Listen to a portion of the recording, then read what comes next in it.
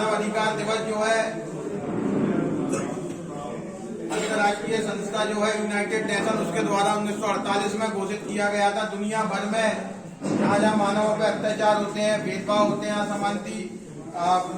विचारधाराएं काम करती हैं, उनको बंद करने के लिए, उनको एक समान दर्जा देने के लिए किया गया था। चाहे वो अमेरिका हो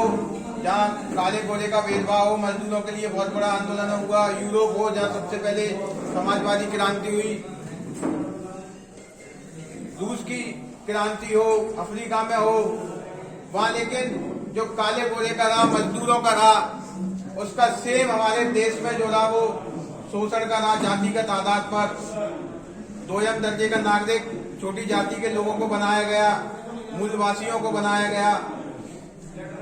जब हम पूरी दुनिया का परिप्रेक्ष्य में देखेंगे तो एक तरफ पूरी दुनिया और एक तरफ पूरा भारत है जो मानव अधिकारों के लिए लड़ रहा है, और जितने लोग पूरी दुनिया में पीड़ित थे उतने लोग अकेले भारत में उस समय पीड़ित थे। और जिस तरीके से हम संविधान बचाने की लड़ाई लड़ रहे हैं, कॉलेजियम सिस्टम के खिलाफ लड़ाई लड़ रहे हैं, जातिगत जनगणना के लिए लड़ाई लड़ रहे हैं, 56% रिजर्वेशन के लिए लड़ रहे हैं मध्य प्रदेश में, एम्प्लॉयमेंट के लिए लड़ रहे हैं, इक्वलिटी के लिए लड़ रहे हैं, ये सब उसी श्रेणी में आते हैं, मानव अधिकारों की श्रेणी में। हम कुल मिला के उसे विश्व का जो परिचय जो यूनाइटेड नेशन ने पेश किया था मानव अधिकारों के संरक्षण का, मध्य प्रदेश में और पूरे देश में, अन्य राज्यों में जो हमारी स्थानीय मुद्दे हैं, वहाँ के नेशनल मुद्दे हैं, जातिगत जनगणना का जो हमने नेशनल मुद्दा बनाया, एम्प्लॉयमेंट का जो बहुत बड़ा इशू इस देश के अंदर चल रहा है। मध्य प्रदेश में 35 लाख बेरोजगार रजिस्टर्ड बेरोजगार हैं, जिसमें 100% हमारे वर्ग के लोग बेरोजगार हैं, जिसमें SC, ST, OBC के लोग बेरोजगार हैं, मुसलमान बेरोजगार हैं। उनको बचाने के लिए, उन अधिकारों को संरक्षित करने के लिए हम लड़ रहे हैं। यूनाइटेड नेशन का जितना भी परिभाषा है वो पूरे विश्व में जहाँ जहाँ लागू होती है उससे ज्यादा इस देश में शोषण की व्यवस्था के खिलाफ लागू हो रही है। भगत सिंह एक बात कहे थे, कम शब्दों में आपसे संवाद करूंगा, भगत सिंह एक बात कहे थे, हमारी लड़ाई शोषण के खिलाफ है, चाहे वो व्यक्ति के द्वारा व्यक्ति का हो या एक देश के द्वारा दूसरे देश का हो। कुल मिलाकर उनकी बात का जो सार था वो मानव अधिकारों के संरक्षण का सार था, और आज हम उस मानव अधिकारों को बचाने के लिए लड़ाई लड़ रहे हैं। जब हमने इस लड़ाई को, मानव अधिकारों को बचाने के लिए इतनी बड़ी लड़ाई मध्य प्रदेश में, देश में बना दी, तो ये देश की सरकारें हमको तोड़ने का काम कर रही हैं। और आज ये समय है, क्योंकि आप लोगों के हौसले इतने बुलंद हैं, आप पूरे प्रदेश से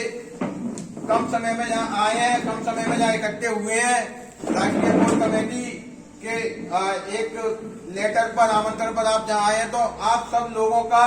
राष्ट्रीय कोर कमेटी के साथ, प्रदेश की कमेटी के साथ ये दायित्व है कि मध्य प्रदेश में जो हमने इतना बड़ा मानव अधिकार संरक्षण के लिए आंदोलन चला रखा है, मानव अधिकारों के सुरक्षा के लिए जो हमने इतना बड़ा आंदोलन चला रखा है, उसको बचाने का संकल्प लीजिए। और ये संकल्प आज लेना इसलिए जरूरी है क्योंकि 10 दिसंबर को कल हम जब मौजूद नहीं होंगे, हम सब अपनी अपनी जगह होंगे, और कुछ समय बाद 10 दिसंबर होने वाला मानव अधिकार दिवस है कल। और ये संकल्प लीजिए कि मानव अधिकारों को संरक्षित करने के लिए इस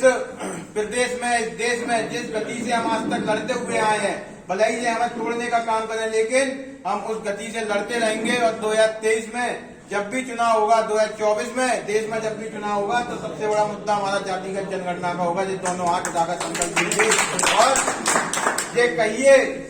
कि हम एक दूसरे के प्रति प्रतिबद्ध हैं, हम महासभा के लिए प्रतिबद्ध हैं। मैं बात कर रहा था 2 दिन पहले वैभव भाई से, तो उनने एक ही बात कही थी कि जिन लोगों को एकल नेतृत्व स्वीकार है वो 11 तारीख को भोपाल जाए, और जिन्हें सामूहिक नेतृत्व स्वीकार है वो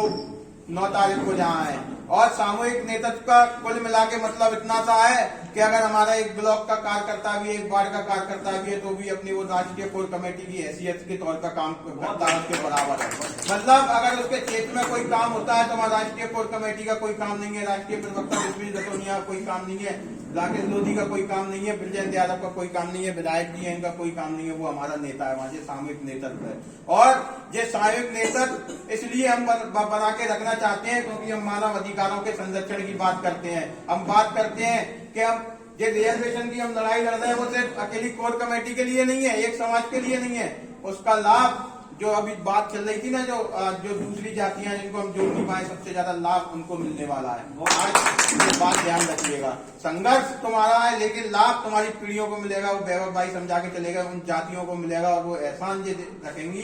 कि ओबीसी महासभा ने कोर कमेटी के नेतृत्व में, वैभव भाई के नेतृत्व में, धर्मेंद्र सिंह कुशवाहा के नेतृत्व में,